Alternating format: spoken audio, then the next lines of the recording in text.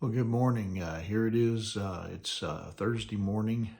We're now on the downhill slide toward the weekend. Today is March the 28th, and hope I hope you had a great Wednesday. I hope that you were able to kind of get some things done. And now you can start working toward the weekend. I know we were really busy yesterday at church and had a couple of different things going on, and anyway, but the Lord got us through, everything, and we were able to, get those things done. But anyway, now here it is. It's Thursday morning, and I hope this morning, hope it finds you feeling well. I hope that I hope that you're well rested and now ready to, tackle the events or the opportunities that God has for us on this Thursday morning and this Thursday. But anyway, this morning I want to share with you a devotional entitled Anguish in Gethsemane. Matthew 26, verse 39, it says the following: "We went on a little farther and bowed with his face to the ground, praying, 'My Father, if it is possible, let this cup of suffering be taken away from me. Yet I want your will to be done, not mine.'" As Jesus, prayed in the Garden of Gethsemane, he was in anguish. And it was so much so that in Luke's Gospel in chapter 22, verse 44, it says he was in such agony of spirit that his sweat fell to the ground like great drops of blood. He was sweating blood drops.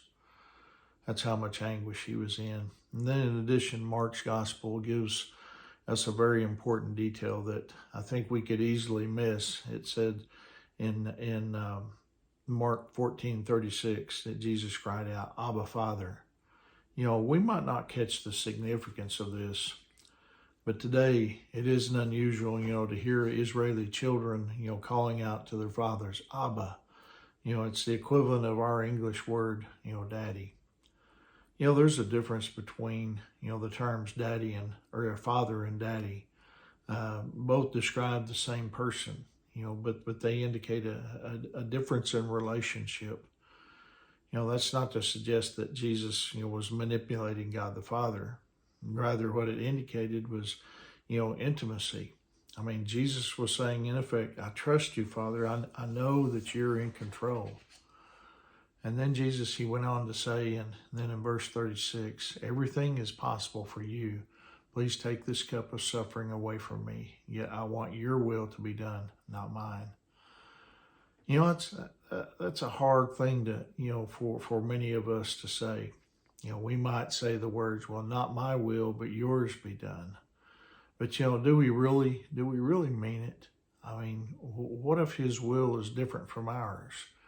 And how can we know, the will of God?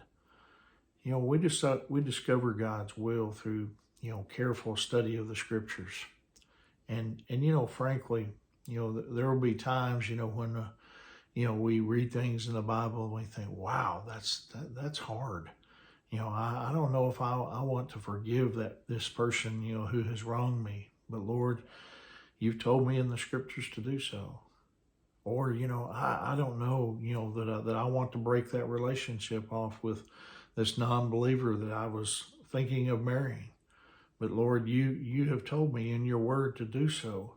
Not my will, but yours be done. It's okay, to think about the future and to make plans for our lives. I mean, in fact, we should.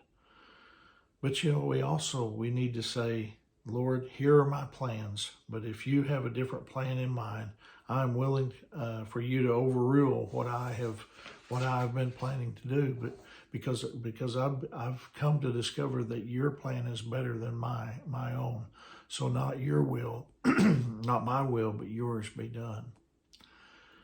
I think this is so very important to say to God, especially if you're young. Dwight L. Moody, he said the following: said, "Spread out your petition before God, and then say, 'Not my will, but yours be done.'"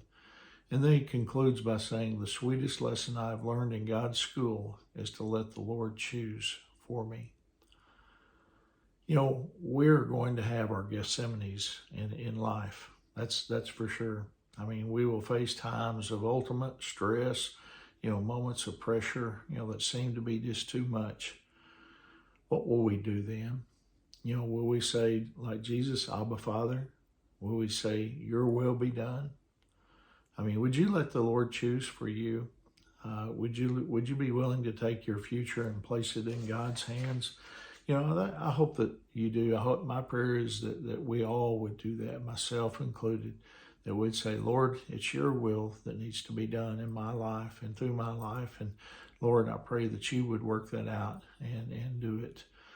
We need to be willing, and we need to be willing to do exactly what God wants us to do. And so anyway, I hope that encourages you here on this Thursday morning. I hope you have a wonderful day. And remember, Angie and I, we love you guys, and we're praying for you. And Lord willing, I'll see you tomorrow morning. God bless you.